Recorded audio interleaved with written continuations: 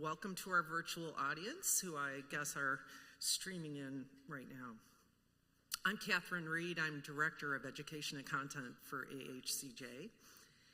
And I want to just say a couple things before we get started this morning. And I'm assuming people will just be flowing in as they get over here to Roosevelt Island.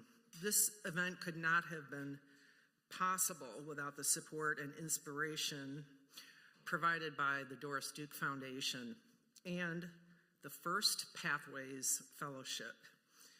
So this inaugural group really did a lot of work that brought this event to life. We all sort of were on the learning curve together and got to know each other and learned a lot. And I want to recognize them before we get started.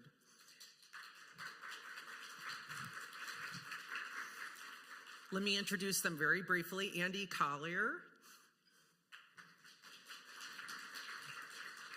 Hoda Imam, Jesse Hellman,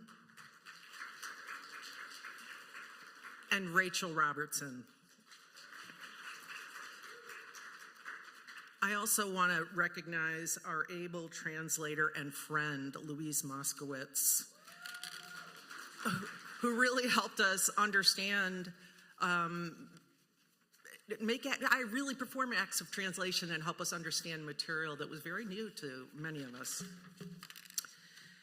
So I want to say really briefly that as we were organizing this event and inviting speakers, we were asked again and again about the timing of this event, that we happened to be focusing on research this year. Made us look really smart. Or really crazy, depending on how you look at it. And it felt like a combination of those two things over and over. It has been complicated and fast-moving.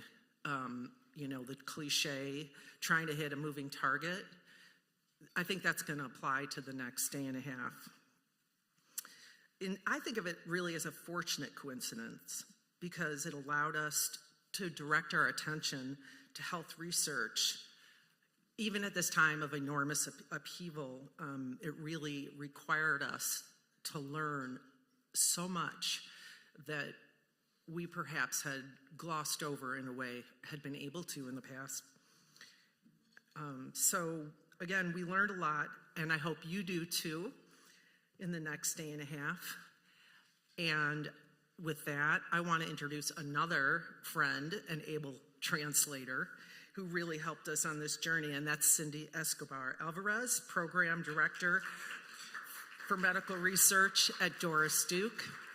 Cindy's going to talk a little bit about the context and background for Doris Duke's work in this area. It's like the long Academy Awards walk.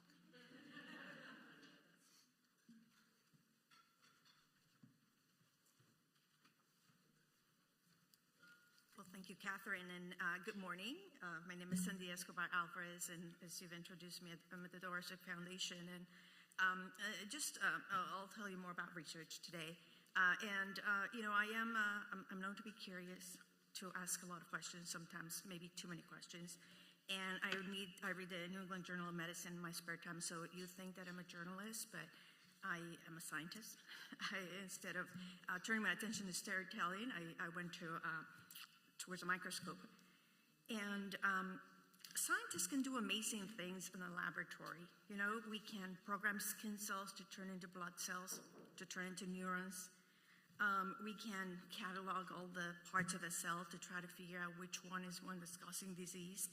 We have co-opted parts of bacteria and other organisms to genetically modify human cells in a petri dish, so we can just see how all the parts move around under a microscope, right, under our eyes, right? And so it's amazing when we see that these advances are applied in medicine. Late last year, I heard about cancer, and I asked the doctor, can we sequence the tumor? We do this in the lab all the time. And the doctor said, of course we can. I was like, oh, okay. And sure enough, there's like a long list of all the mutations that could be targeted now or later. Maybe in the future we'll have a way to target those mutations. Later on, she said, oh, we can also monitor if it comes back with a blood test. Do you want that? Of course. I mean, that's awesome. But we do know that that level of care is not the norm. And healthcare could be safer. It could be more accurate. And in these times of disagreement and polarization, we often hear that refrain of, despite great expenditures in healthcare as a population, we still have poor health. So we also know, we think about that. Why? Why is that, right? We have all this great technology and we still have poor health and all these expenses in health. So, well, there are two reasons if you ask me. Well, first, I've learned through all of this learning that Katherine pointed out that medical care accounts only for 20% of our health. So we need cutting-edge medicine. Cutting-edge medicine is not going to get us out of this one alone. And what I'm here to tell you today, because of course, if you ask the scientists what's the solution, I will say is that we need more science, right? We need different forms of science and research to improve health. We, of course, need science that helps hospitals deliver faster and more effective care. We need science that helps ensure safer clinical environments free of medical errors. We need science that helps us accurately identify which patients need care and when. We need to know that it's safe for a primary care physician to deliver psychiatric care when care in workforce limited settings, right? But we also need health research to support policy changes to address greater contributors to health. The other 80%, right? Such as housing, employment, physical environment, which are also impacting health. So we need a research reset, right? We're all here. And that's what the next 2 days are about. The Association of Healthcare Journalists, together with the 4 Uncovering Pathways for Better Health fellows, who we just recognized earlier, put together, bring to life a learning program that highlights what alternative care and disease prevention could look like if it's informed by different forms of research. So thank you, AHCJ, and thank you, Andrea Collier, Hoda Imam, Jesse Hellman, and Rachel Robertson for the next 2 days. And for a few years now, the Doris Duke Foundation, we have been calling for change to expand the health research approaches that we as a nation support in service of better health. The main sources of federal funding for the research that you will hear about are under threat. And these research dollars are likely to become scarcer due to conduct science that can help address the sorts of health determinants I alluded to. And I'm almost done. And for all these reasons, the time has come for a research reset, right? And the program ahead is a demonstration that health research is not a mere observational endeavor. Research is a quest for truth. It is data collection, and it is analysis to solve real-life problems. So welcome. And I hope that you leave with expanded view of what scientific innovation can mean and how solutions-oriented science can impact the lives that we lead. And thank you.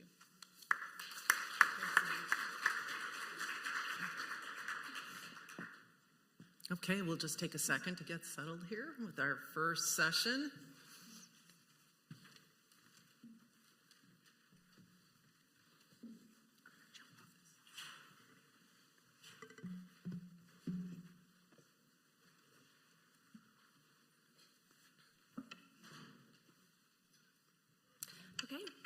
Hi everyone, my name is Jessie Hellman, a healthcare reporter with CQ Roll Call in DC.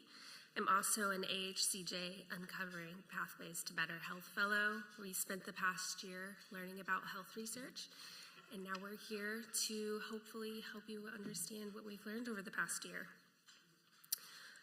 The panel I'm moderating is about the state of federal research funding. Over the last year, the federal research landscape has been upended. The Trump administration has been critical of the way research has been funded in the past and has vowed to only fund what it calls gold standard science. Here's what that's looked like so far. Thousands of research grants have been canceled because they focused on diversity or equity or LGBT health issues or many other issues. New grants must not promote what the administration has deemed as anti-American, and it must advance the president's policy priorities. Some agencies that lead research, like the Agency for Health Research and Quality, have been decimated, and fewer new grants are going out the door at the National Institutes of Health. We have yet to understand what the long-term consequences of this will be, and that's why I wanted to hold this panel, to help journalists understand what's happening now, how we got here, and how this could impact our audiences and communities. So our panelists will give brief presentations, and then we'll do a moderated Q&A, and then accept questions from the audience. So write down your thoughts and questions. I hope to hear from you. Stuart Buck is Executive Director of the Good Science Project, where he focuses on improving funding and practice of science. He will help us understand the history of federal research funding. Miranda Yaver is Assistant Professor of Health Policy and Management at the University of Pittsburgh, where she teaches courses on health policy, politics, and law. And she's also an author of a forthcoming book called Coverage Denied: How Health Insurers Drive Inequality in the United States. She will talk about what these changes over the past year mean for researchers and communities. And Eleanor Dahoney is the Senior Vice President of Policy and Advocacy at Research America, a nonprofit medical and health research advocacy alliance. She will help explain to us everything that's happened over the past year and what it might mean in 10 minutes. So good luck. I will kick it off to Stuart.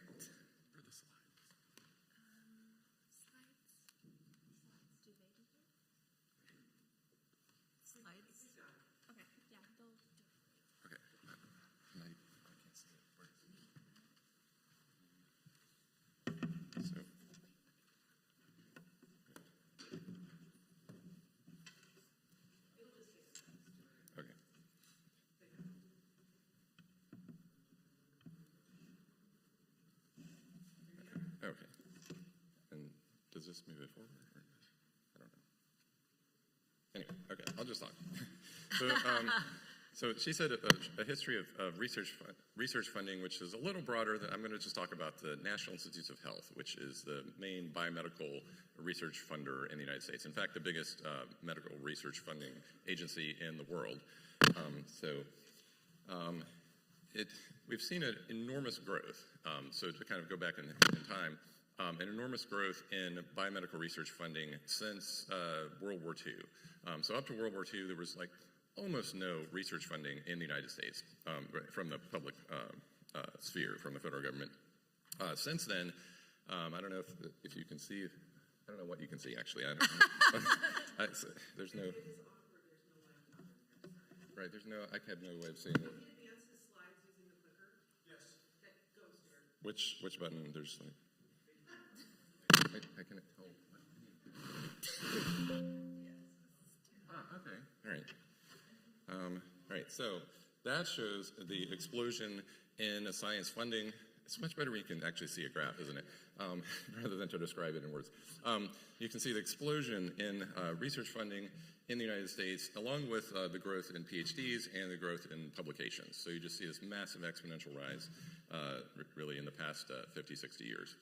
So let's see, go on to the next one. So the National Institutes of Health, this is a picture of the part of the campus. It's also like a massive university campus in Bethesda, Maryland. There's a bunch of different buildings there, and let's go on to the next. So the budget right now is around $47 billion a year. It gives out around 80,000 to 100,000 grants, mostly to universities, but sometimes academic medical centers, hospitals, places like MD Anderson in Houston at any one time. There are 27 different institutes and centers, plus the director's office, plus there's a new kind of sidekick agency. It's not really part of NIH, but it kind of it works in parallel. It's called ARPA-H. It's modeled after DARPA, the Defense Advanced Research Projects Agency. So it's intended to do innovative research in health. So here's some examples of institutes and centers. There's the National Cancer Institute.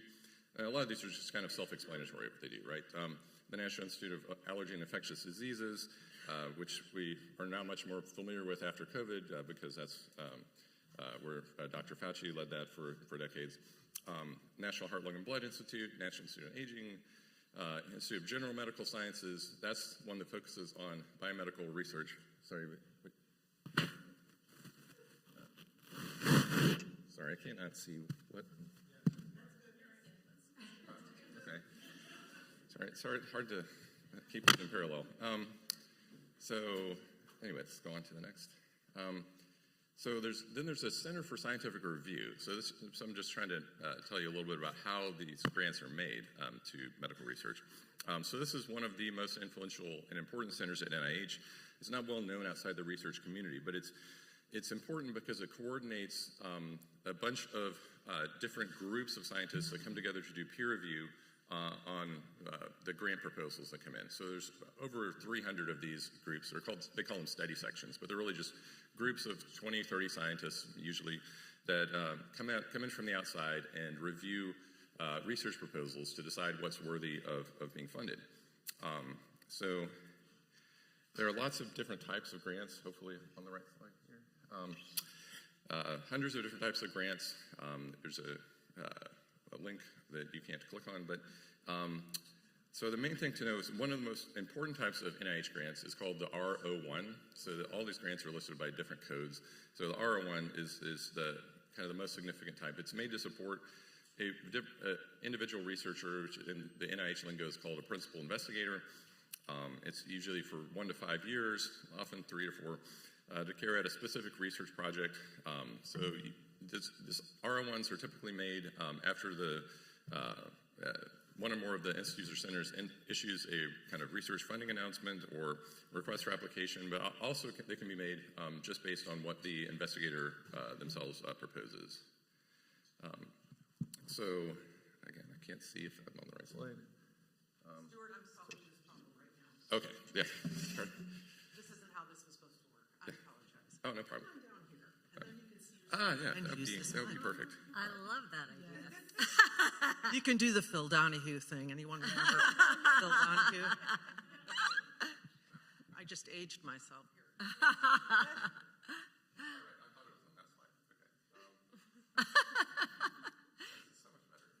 Okay, so we're in here. All right. So, all right, I just went through that. Okay. So I just talked about this. So yeah, there are 180 different study sections or these peer review groups that are regular, like they're kind of on a standing basis, and then there are over 100 that are organized for some special purpose. So it covers like very specific topics, each of these groups. So everything from arthritis, connective tissue and skin, right, to the last one is viral pathogenesis and immunity. So these study sections, they read and rate the proposals, the research proposals that come in, on specific issues like the categories are like significance, investigator, innovation, the approach, and the environment.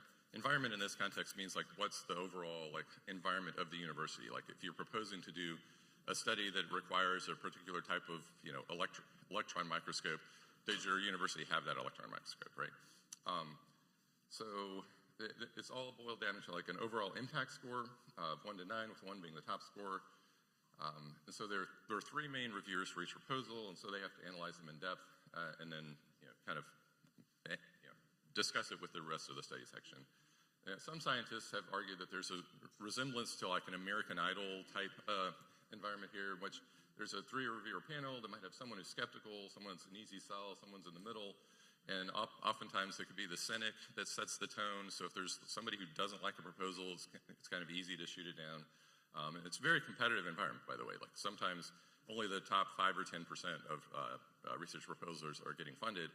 And so when they're going through this peer review process, it's easy to ding a proposal and knock it out of contention. Then the peer review recommendations are handed off to an institute's advisory council. The advisory council often rubber stamps the recommendations, but they can make changes if they like. At the end of the day, the institute or center director has to make the final call as to what grants get funded. And so most of the time that what they do is just kind of set what they call a pay line, which is like we have the budget to fund X percentage of grants, and so the ones that have the top score that fall above that pay line, they will get funded. The ones below won't. Whoa. Did I not mean to do that? So, anyway, how do I? Did it get stuck? It looks like it restarted. Anyway, so I guess that's kind of just a broad overview of how the NIH funds biomedical research in the United States.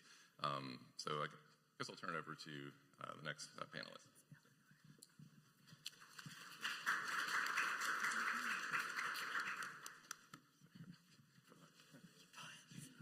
This goes forward.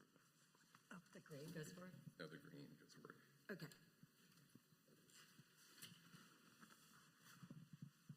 Oh my. I've always wanted to wander around like Steve Jobs. Now I can. It's so exciting. Let's see here. Am I pressing the wrong green thing?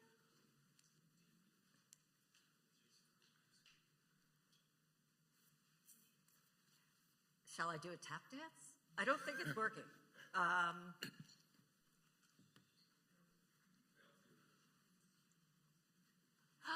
There we go.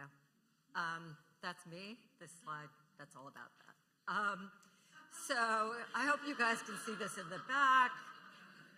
What is going on now? So as you guys know, I'm sure that last night, early evening, earlier than anticipated. Can you guys hear me okay? Okay. I'm a New Yorker. Of course you can.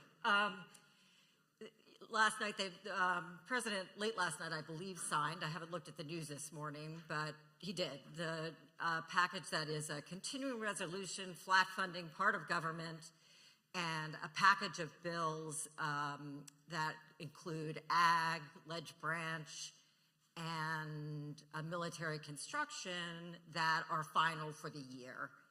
And that leaves the health research agencies still in limbo, still with flat funding until, well, we'll see. January 30th is the deadline for Congress to take action. They've treated deadlines very much like a person who doesn't write a paper in college until they have 5 minutes before they go to class. So the likelihood is they're gonna push action towards January 30th, but maybe not. Maybe we'll see some action. Current state of play. Right now, NIH in Congress is in surprisingly good shape. So the House bill would increase NIH by $99 million and the Senate bill by $400 million. That was surprising. This was one of really a major sign of pushback by Congress on the administration because NIH is such a big kahuna. And the administration has made research such a target, and that Congress said, we're going to actually provide increases, was a sign, I think. Unfortunately, the House bill did what it has done more than once, and I think probably pretty consistently over the past few appropriations bills, and that is it would eliminate funding for the Agency for Healthcare Research and Quality, which, as Sindy really so well put it, is where you do research to get the right care at the right time in the right places. It's a whistleblower type of research. It's saying we're spending too much money. We're not spending enough in the right places. So that bill would eliminate the Senate would increase it really nominally. Cut it really nominally. And other agencies here, ARPA-H cut in the House, flat funded in the Senate. If you are following congressionally directed medical research programs funding, it took a giant hit in 25, and it's crawling its way back in the House and Senate appropriations bills. You probably can't see this. This is just what I said in a math kind of a way. So let's go to risks of the research ecosystem. Unfortunately, there are many. So I am the bearer of bad news. So if you think about the R&D ecosystem itself, it's fragile because uncertainty is a killer, right? And that's really the environment we're living in. We have this trust narrative and then the trust actual, and that is that there's a lot of talk from the administration that trust has been breached with all of our research agencies. You have to build it back. Our polling suggests people don't even know these research agencies. They don't have an opinion. They're worried about gas prices, right? But there is a subset of the population that, there has been a decline in trust in any institution, and that's where you get populism from, right? So academic institutions are institutions, and so trust in academic institutions certainly has taken a hit. So overall, the fact that the research ecosystem is really in the line of fire from the administration is very, very scary, because this system is a lot of moving parts, and once these parts become the source of kind of really, really draconian change, the whole system shakes. It becomes shaky. And then there is the threat of impoundment, which is basically Congress says we're going to, administration spend this money, and the administration says naughty, naughty, boo-boo. We're just not going to spend this money. So right now there's been a lot of that where the administration said, we're not going to spend money on DEI research. We're not going to spend money on USAID. We're going to slow spend every single agency. We're not going to spend money at the National Science Foundation. A lot of this is in the courts. When it comes, as you know, to USAID, Congress decided that's okay. And they gave the legal ability for the administration to actually not spend dollars. So while research spending could look pretty good in appropriations bills, what happens on the ground in fiscal year 26? Hard to say. And I'd say that one risk is that Congress is starting to push back. And you'd say that's not a risk. That is bravery showing its face finally. But I think we can, from history, when President Trump faces pushback, he digs in and he finds really much more interesting ways to attack. So, you be careful what you wish for. Rescissions is the legal form of taking money back, unspent money back. So I don't think any of our health research agencies are really at risk for rescissions, for the Congress saying it's okay to take money back, because of this popularity of NIH. It will hold steady. Shutdown and reductions in force. So the bill that just passed that prevents any reductions in force through January 30th and revokes those that our friend Russ Vogt from OMB put into place as a kind of a scare tactic to try to get to an end of the shutdown. Yeah, the shifting of NIH funding is very interesting. Well, interesting to me. From infectious disease research to chronic disease research, from blue states to red states. Once you have a political overlay on grant decision making, who knows? And to Stuart's description of this point system and kind of certain lines over which, if you've done well enough, you get grant dollars, and if you're under it, you don't get grant dollars, is supposed to create a kind of blindness, although there's a lot of politics within science.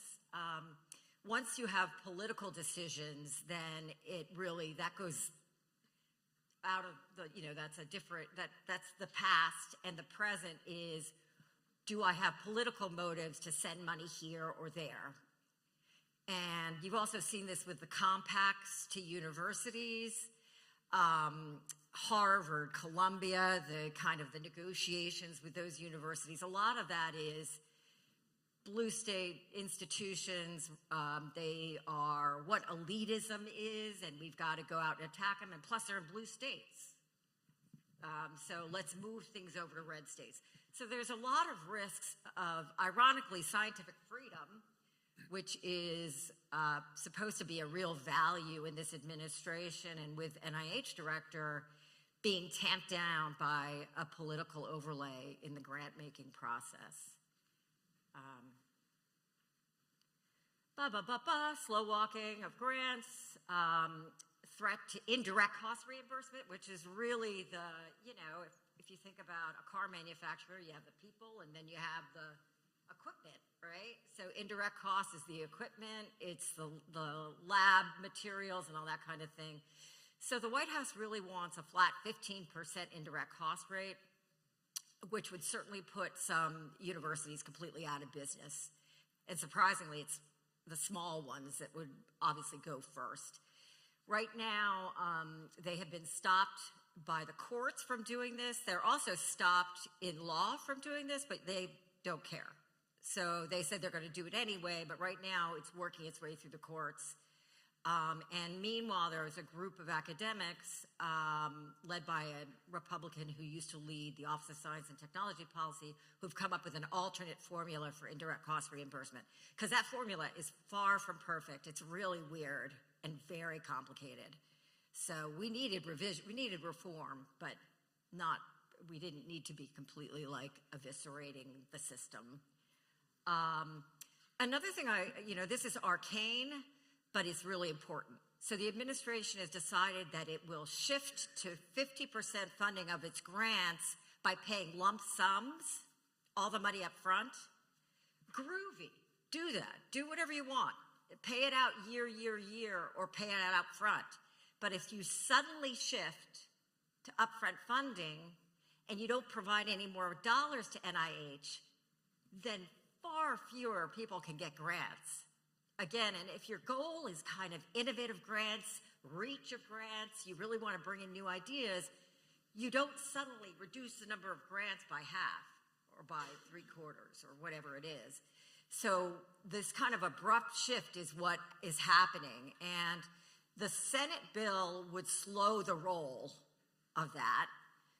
But the House bill doesn't have any language. And again, the CR is just a CR. It's just a continuation of status quo. So right now they can continue to forward fund half their grants and bring down success rates dramatically. Talked about the others, and H-1B and visa issues. Do not get me started. I'm already running out of time. I have a... So, the good news. You're just going to have to watch this. This is really annoying of me. I don't think I have a slide after this, but here, wait, I do. I'll just put the thank you slide. But anyway, I think the good news is that Congress appears to be getting a little bored of this particular play. Granted, the folks that have pushed back are mostly those who could care less. They're retiring, or just a few brave souls. But I think the appropriations bills, across the appropriations bills, they are higher funding than what the president requested, House and Senate. There are very few cases where the House went as low as the president did, and that's a good sign. I think we have a ton of work to do, and I think one of the things that's a big question, and I think that journalists, really you all are going to have a say in this, is do you negotiate with your captor?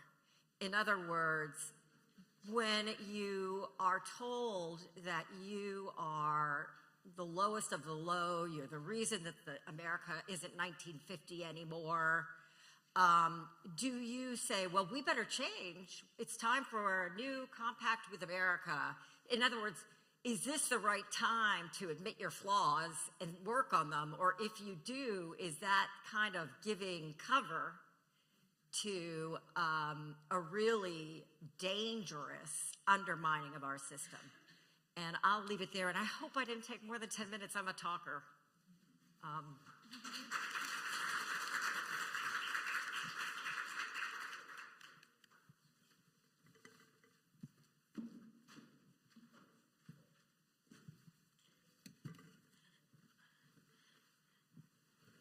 This is bringing me back to my stand-up comedy days. How do I, okay, there we go. Hi, I'm Dr. Miranda Yaver. I'm going to be providing the academic perspective. What, there's an echo. So I thought that I would just open with a picture of Debbie Downer, to be honest, which admittedly is an SNL reference that my students do not get. Wait, is it the green button? Or okay, why isn't it working? It's not working. Oh, there we go. There we go. So to give you a sense of the scale of this policy problem that we're all facing in healthcare research, so 5464 NIH grants were terminated this year. Some of them were reinstated thanks to universities that had the time and resources and stamina to fight back. But this was an extraordinarily stressful experience, especially for those such as myself who were pre-tenure. So 2860 of them were reinstated, but that's still only about half. That is a tremendous amount of biomedical research that is just not going to take place and from which people will not be able to benefit. And this is just scratching the surface because the NIH is just one of a handful of health-related agencies from which researchers such as myself pursue grant funding. Among others, we've gotten a shout out from the Agency for Healthcare Research and Quality, AHRQ, which I'm going to talk about. We have the National Science Foundation, which has also suffered immense cuts. And so this is making it very difficult for academic researchers such as myself to be able to continue to do health research, especially those of us who are working in areas of health research that are in the crosshairs with this administration. And I'm not saying this because I have a partisan agenda, although if you look at my blue sky, I don't think this leaves a lot of room for imagination as to where I lie. But there are a number of critical implications here that I'm going to continue to elaborate on.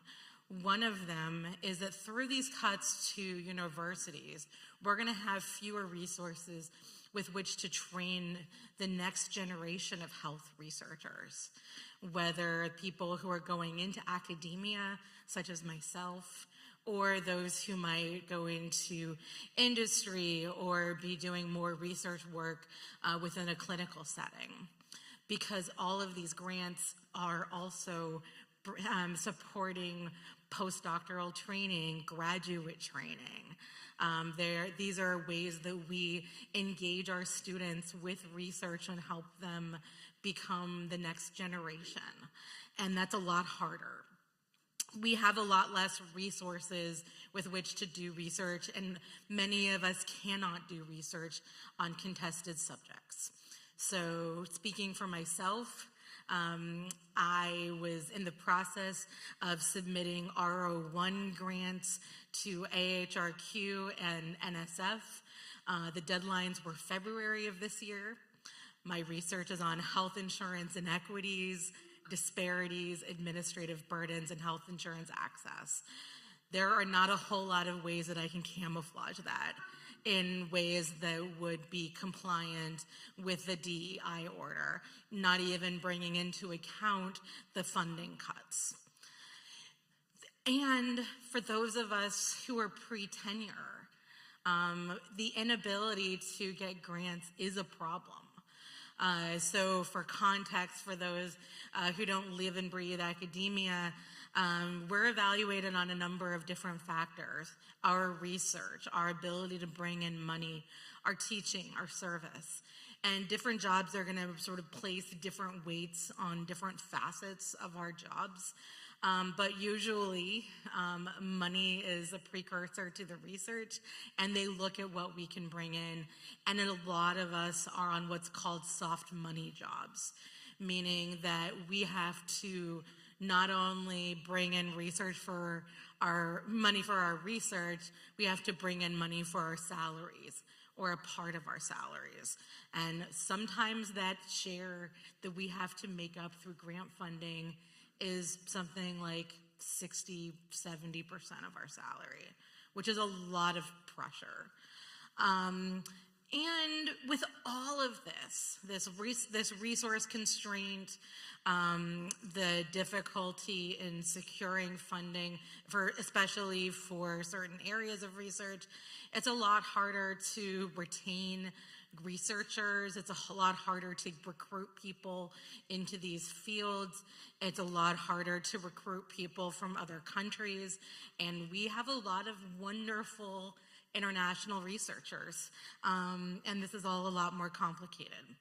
So because I'm a masochist, I'm working with a team at Michigan that is cataloging all of the health effects of this administration. And right now, we had one piece that's in Lancet on the first 100 days. Right now, we're looking at the budgetary politics. And one of the things that came out of the president's budget request, even though we're very clearly in the infinite CR world, is that they characterized AHRQ as duplicative and therefore unnecessary. And that's simply not true. NIH does a lot of outstanding research that is more in the biomedical space. We have NSF that is very sort of a broad range of policy subjects. AHRQ is the only agency that really focuses on health systems research. And I'm seeing a lot of nodding of heads about this familiarity. Whether we're thinking about whether we're thinking about insurance or access to care or hospital practices, AHRQ is invaluable. And on top of which, while we've also understandably been focused on the research aspect of these grants, we haven't, I don't think as a country, talked enough about the training implications. AHRQ funds predoctoral and postdoctoral training programs. I did my postdoctoral training in health services research. I'm a political scientist by training. I'm the odd one out in my field. But I did my postdoctoral training in health services research at UCLA, whose postdoctoral fellowship is joint with RAND. That is funded by AHRQ. And a lot of others. So we've got Harvard, Columbia, Michigan, Hopkins, Emory, Boston Medical Center, Stanford, UC Berkeley, go Bears, and that was joined with UCSF. We have the University of Alabama, Birmingham. They're like, take your pick, UNC Chapel Hill, Duke. So basically sort of any large university that has health services training is funded by AHRQ. And so with either the elimination of this agency outright or even just significant paring back of its funding, this is going to imperil our ability to bring, to fund the next generation. And then we have this banned words list. Has everyone seen the banned words list from this administration? This is a very incomplete list because if I had the entire list on here, it would have been in like 2-point font. So let's think about what this means. These are words that we cannot have in our grants. So abortion, advocacy, anti-racist, at risk, barrier, bias, climate, disabilities, disparity, diverse, equality, equity, gender, global warming, green. So I guess that if we're characterizing the color green, we have to say something between blue and yellow. Inclusion, injustice, Latinx, marginalized, marijuana, measles. That's relevant right now. Migrant, non-binary, oppression, people of color, pollution, privilege, pronoun, queer, race and ethnicity, racism, science-based, sexual preferences, socioeconomic status, stem cell research, sustainability, trans, trauma, unconscious bias, and because we have RFK Jr. as Health and Human Services Secretary, vaccines.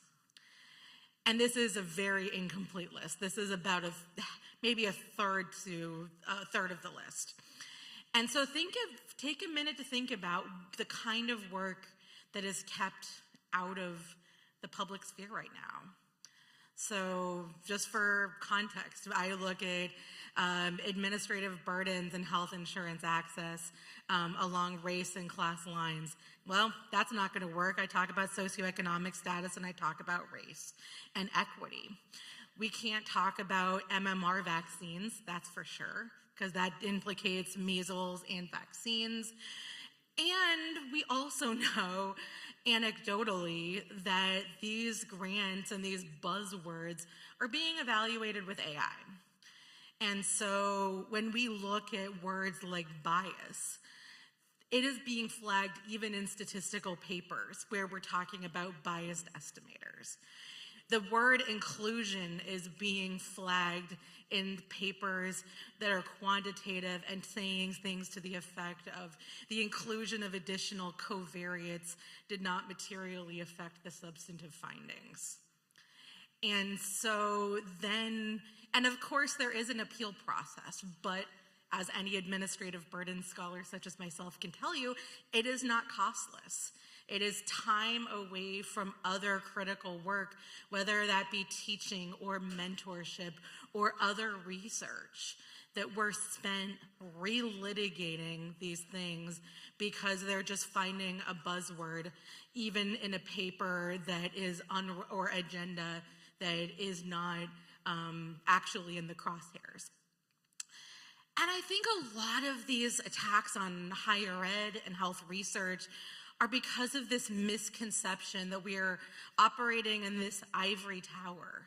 But let's take a look at some of the AHRQ funded research that would be kept off limits under this administration. The impact of ACOs on disparities. So accountable care organizations, disparities seems relevant for us to know about. Effective voluntary bundled payments on vulnerable populations. Can't use the word vulnerable. Reducing racial disparities in advanced care planning with neuro-oncology. An impact of payment models and legislation on gender-affirming surgery. Can't say gender. Evaluate achieving pediatric health equity by responding to socio-medical risks with effective unified purpose. Can't say equity, tisk tisk. And then race and place an intersectional approach to maternal health inequities and healthcare systems factors in the rural South. Well, you definitely can't say intersectional or inequity, even though this is research that would improve maternal health outcomes in a country with notably bad maternal health outcomes. And so this is all to say that these are not high and mighty philosophical ideas that are not actionable. This is direct research to improve health outcomes in the United States. So what is this going to do to health researchers? Well, there are a number of implications. So again, most public health and medicine faculty are on soft money, which means that we have to raise a large share of our salary through grants that are now either unattainable or much harder to get. And it isn't like they weren't competitive to begin with. If we take AHRQ off the table, then we have to pivot to foundations, which are already overrun, and there just isn't enough money to go around. And so now we have fewer funding sources with which to pursue research, and we have fewer trainees with which to work. We have fewer dollars to go around in general, which means that these funding cuts are creating scarcer funding opportunities. So we're having to do a lot of diversifying our funding portfolio in universities and departments of health policy, such as where I work. And we need to reframe what we're doing. So finding, instead of saying diverse, even if it's not about diversity, but talking about various sources of and find ways to camouflage research. But the reality is that not all research can be camouflaged. I think of myself as a pretty creative person. I don't know how to camouflage what I work on. I'm currently working on a paper on administrative burdens and reproductive health care access post-Dobbs. That's not getting funded right now. And the thing that is most important to emphasize, I think, is that foundations simply cannot make up the deficit. And so there just is not enough money to go around, even no matter how incredibly wonderful and generous Commonwealth and Robert Wood Johnson and others are. They're just going, when we're all going to foundations instead of federal agencies, resources are just stretched thin, and especially junior researchers are going to suffer. And on that happy note, thank you.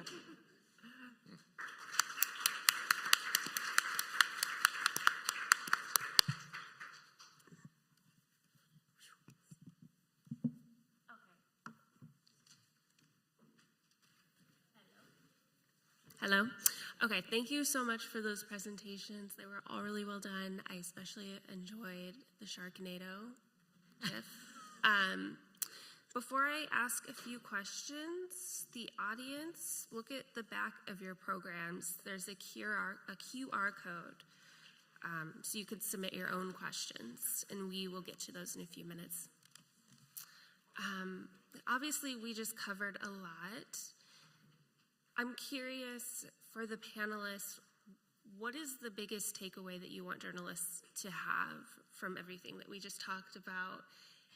And how can they explain that in a way that is relevant to their audience and their communities that honestly might not spend a lot of time thinking about health research? Open for everyone.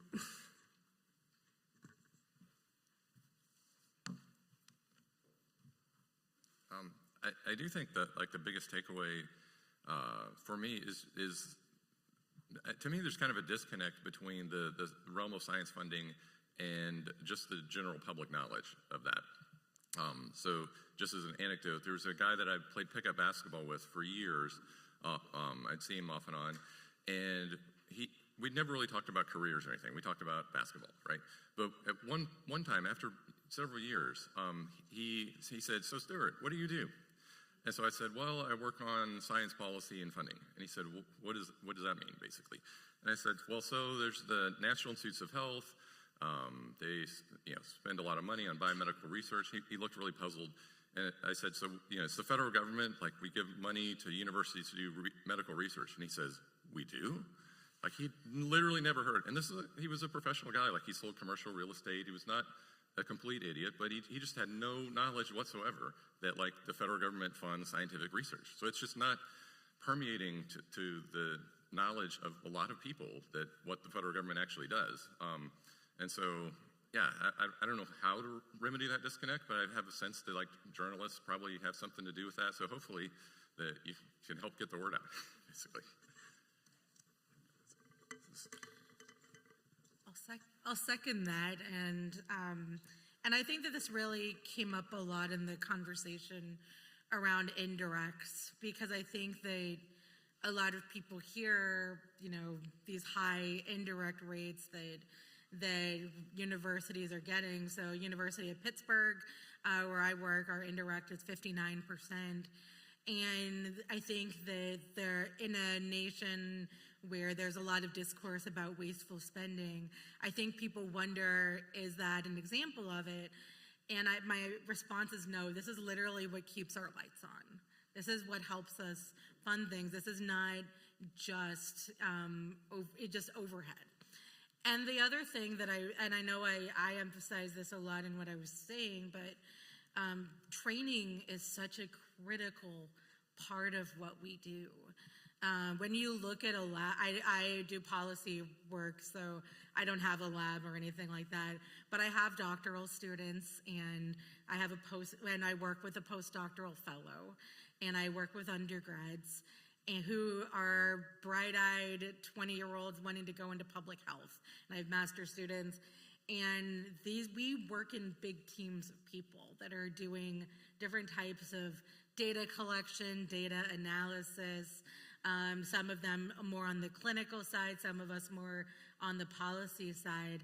And it is so hard to get people to want to stay in this field if they know that there is either going to be this exceedingly watchful eye over whether they're going to be looking at race and class disparities, as opposed to just, is this high quality work? And especially, we have a tremendous number of international scholars who are probably looking at what's going on right now and wondering if this is where they should train. And that is going to hurt our competitiveness. It is going to hurt our research. And so it is really important that we be able to find ways to not only retain existing academic researchers who may be on the tenure clock and anxious about what's happening, no bias, but also thinking about people who are just entering this field and trying to see if this is sustainable as a career path. One thing I'd say, and it goes in a little bit of a different direction, is hold us accountable for the so what. It really is not, I don't think it's going to win friends in constituencies around the country for us to talk as much about the real pain that's happening to the research community as it is. You know, I don't know if you saw the New York Times article about the young man. He's 30 years old, and there's melanoma that's spread to his brain, and it was about this political, the political war over the research ecosystem when patients are waiting and patients are dying. And I think that scientists work for you. We get paid, we get paid by federal tax dollars. And what does the science mean? What does the health research mean for everyday people, so that you can write about that and then roll back up to the fact that it's actually being, really torn apart. So what are the implications for you at the kitchen table? And I'm sorry, that's so overused.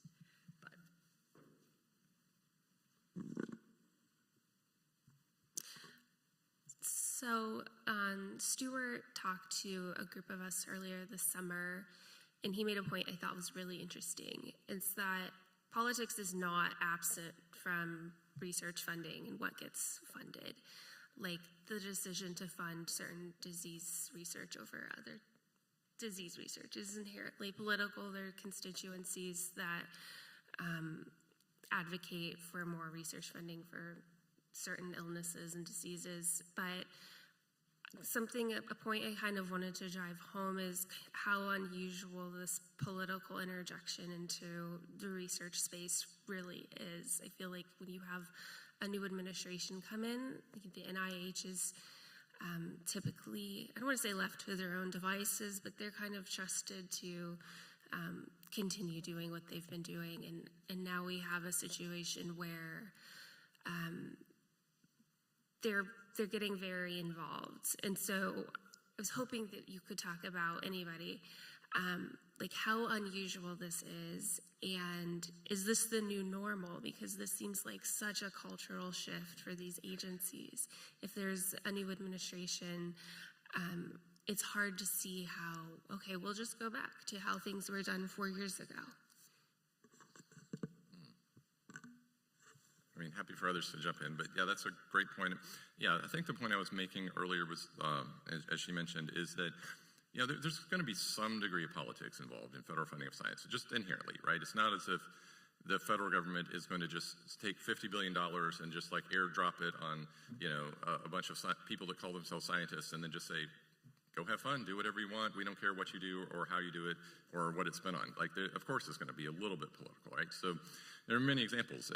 Like Mary Lasker in the mid-20th century was a philanthropist and advocate who thought the federal government should be spending a lot more on cancer. So she kind of single-handedly created a national campaign to create the war on cancer, that so-called war on cancer that Nixon signed in 1971. There are other examples, HIV funding in the 80s. Alzheimer's research has gotten a ton more funding in recent years thanks to pressure. So there's always going to be some political pressure that the federal government faces to fund certain types of research over others. But yeah, I do think the degree of kind of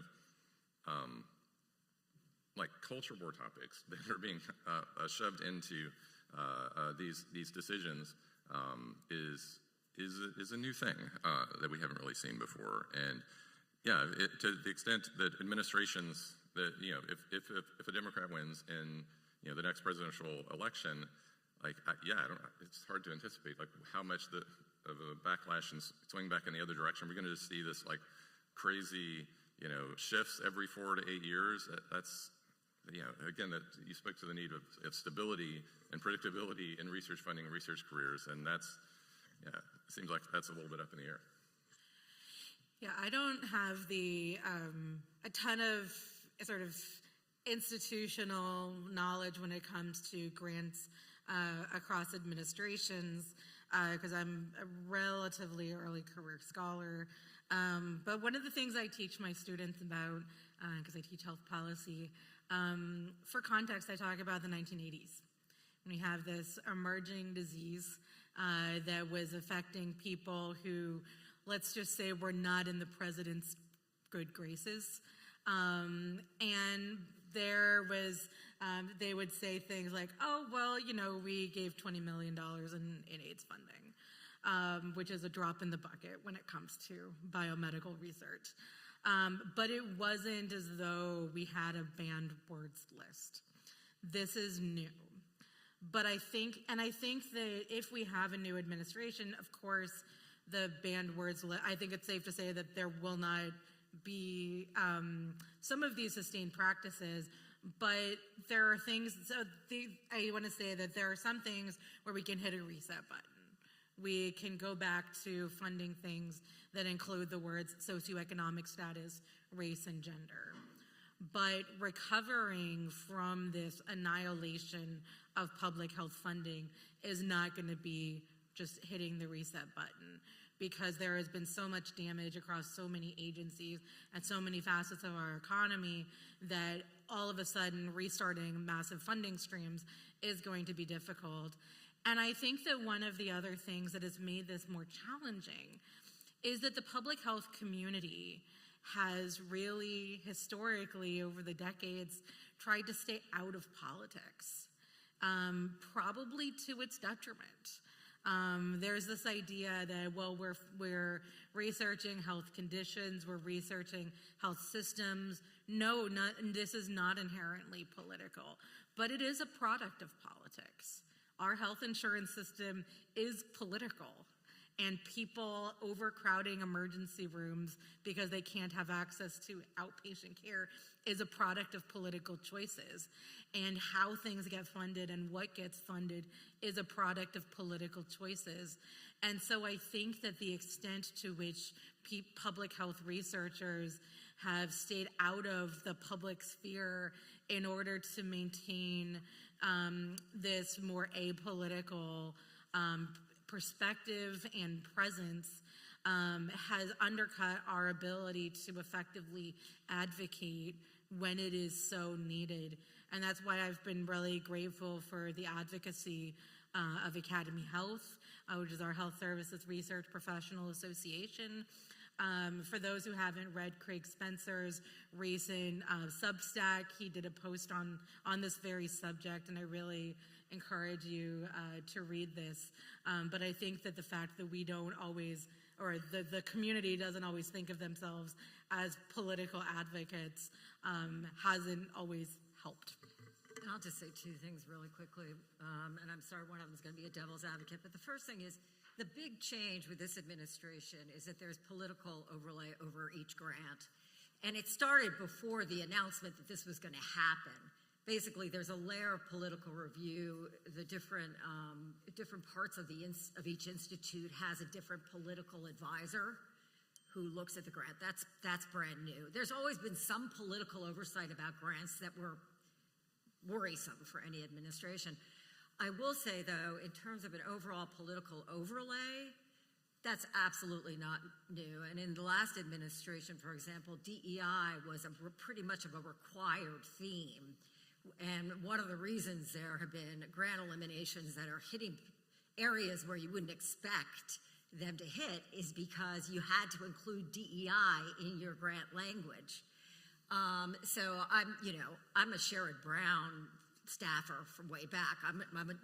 My colors are clear, but I'm just in terms of balance, there has been, there is a history that has a political overlay over NIH. The difference is that because of Congress, really, John Porter, who was a very big NIH advocate, would always say, keep politics out of NIH. He would try to stop as many of those disease-specific bills as he possibly could. And there's debate about that. But you could imagine in this administration, they say, listen, we need to focus on chronic disease. That is a view. right? that maybe we have underfunded chronic disease. From our perspective at Research America, and we are huge ARC fans, you got to do both, right? Alzheimer's is a thing. The next pandemic is a thing, right? You gotta do both. But I would say that the big difference to watch is each grant being looked at. Okay, does it possibly have anything to do with helping people that haven't been helped? Oh my God, we can't do it.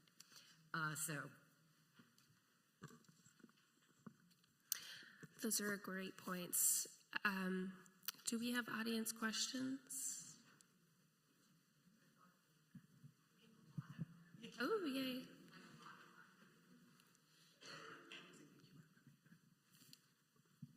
Thank you, guys. When you submitted your QR code questions, they came to me, so I'm just going to read them out. I would say one of the first questions we had is, what is the source of the banned words list? I found this online, and there was a lot of news reporting, but I'm just looking. The NIH banned words list. This was reported in Stat News. This was reported in PEN America. This was reported in a number of different public sources, and it's been growing gradually. So green was added just a couple months ago. PBS reported on this, etc. Yeah, I think it's an interesting question. So grantees contributed to a list. There was like a public listserv list. I don't think there's been an official list like leaked from NIH itself, but different institutions and grantees said that they have to scrub for these. Disparities surprised me because Dr. Bhattacharya speaks a lot about health disparities research in terms of solutions. He doesn't want to kind of have research that looks at why disparities arise. He said that's already been done, which is very strange because it's an evolving thing. But I do think it was a crowdsourced list from the community that where it came from. Thank you. This question is from Kylie at WESA. They've said, I found our audience is more likely to engage with story about research funding when it includes the firsthand experience of a researcher impacted by the cuts. But many researchers express fear about whether going on the record will target their work for more cuts. How can journalists overcome that?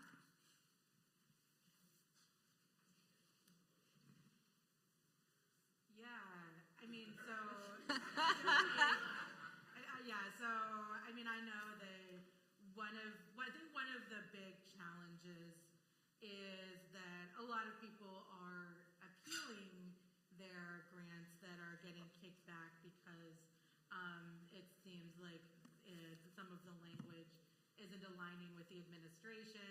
And so certainly pending review of these grants and sort of all of these appeal processes, I think that you can expect a lot of reticence. I think to the extent that people can speak on background, to the extent that people can speak on background as opposed to being named, and sort of speaking broadly, like I am working on the impact, the disparate impact of abortion restrictions on marginalized communities, but not sort of listing a grant name, because there is some hope that universities and others will be able to fight back against grant terminations. And so I think it is going to be a challenge as long as these battles are ongoing. So I think being able to protect researcher privacy is important. You know, it's a problem we've run into too, just to be honest with you. And one of the things that didn't help is that in these compacts, there are these proclamations that basically, if you can't, they try to be two things at once. In the not proclamation, excuse me, the compacts, you can't lobby using any grant dollars, right? And you can't say anything using grant dollars that takes an opinion, right? And so people are saying to themselves, well, if I work for a university and I'm on salary, does that mean I can never say anything? There's a lot of confusion out there, and one of the scariest is this banned words list has taken on a life of its own. And I talked to a researcher just a week ago who said, well, I'm not allowed to use these words in speeches. And, so because if we say that, we might lose our funding. And I said, no, United States of America, First Amendment rights in your own time. And it turns out that in the Trump, either the compact or the executive order, they do say that in your own time, off the clock, you can lobby. But the bad words list, along with these kind of fears about using federal dollars for quote unquote lobbying, is having an effect. I would also add that in this current higher ed environment, there are a lot of universities that who have looked at what has happened to Harvard. They have looked at what has happened with my alma mater, Columbia. And they do not want, and they've looked at the attacks on UCLA, where I did my postdoc, and they don't want to be next. And that is also leading to a lot of either self-selection out of talking to journalists about what is happening, or some greater constraints on what we can say coming from higher up. One really big asset is that it's terrible, but so many NIH directors, most of the institutes right now have acting directors because the directors were put on administrative leave and gone. And Jeannie Marazzo from NIAID is a whistleblower, actually, or she fought back. These are very good sources because they talk to researchers on the ground every day. And right, you're going to need to decide if they bring bias and sadness and all of these things to it. I would. But that list of top-level NIH officials that aren't there would be another good resource for you. The next question is from our very own Katherine Reed at AHCJ. Are there any smart ways to insulate research to some degree to reduce its vulnerability from political winds of change? Are there models in other countries that the U.S. could look to?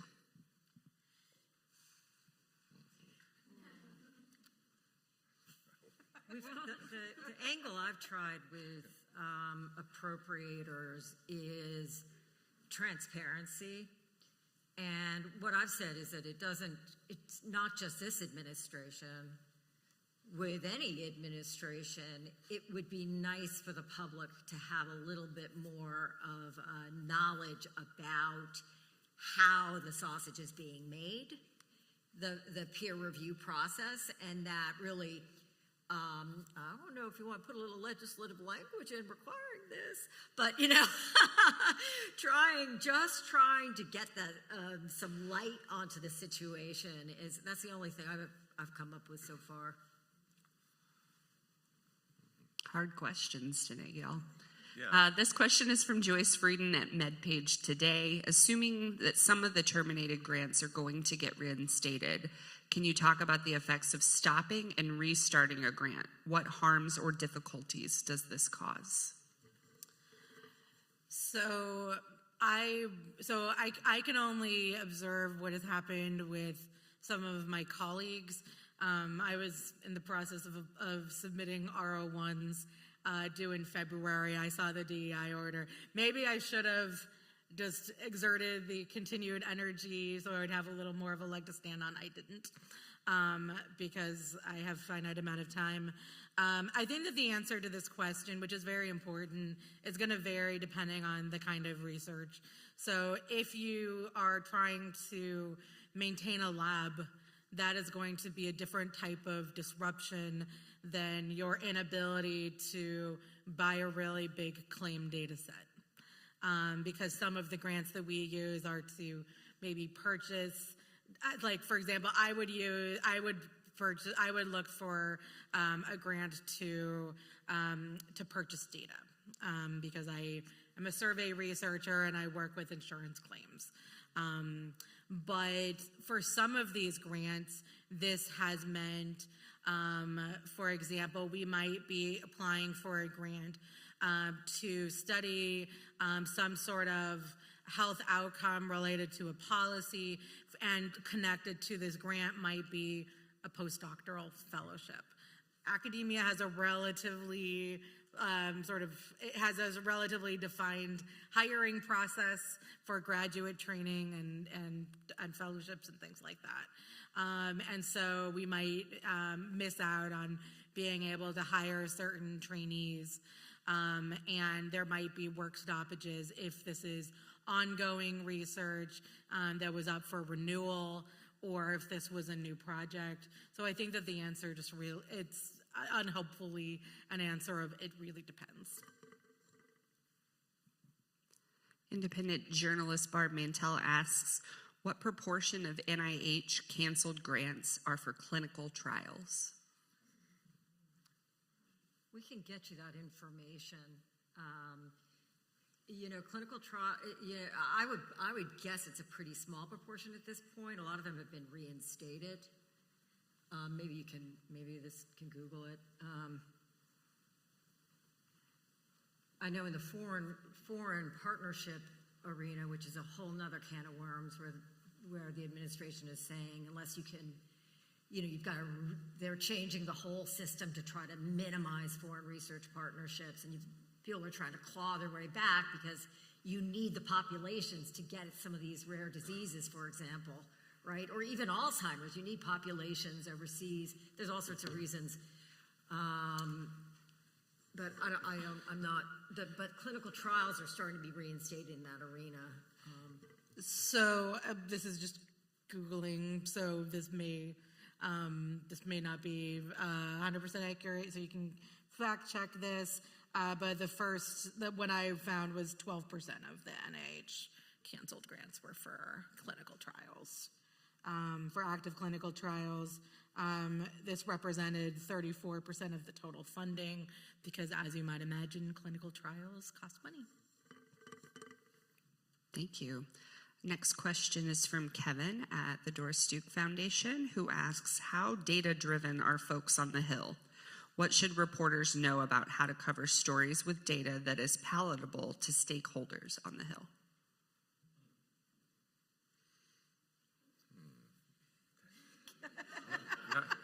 Hard questions. Not very. I mean, I'm a little cynical. I think the cynicism is earned, Stuart. So I was consulting the Senate a little bit on the BBB. Obviously, spoiler alert, I was not on the winning side of that one. And I was advising on Medicaid and administrative burden. And I will say that there was a lot of, the amount of information was limited. And I think the reality is that staffers on the Hill cycle through jobs pretty quickly. You're talking about, sort of 24-year-olds who are a couple years out of college, working their way up, but they're not staying in those positions for the longest time.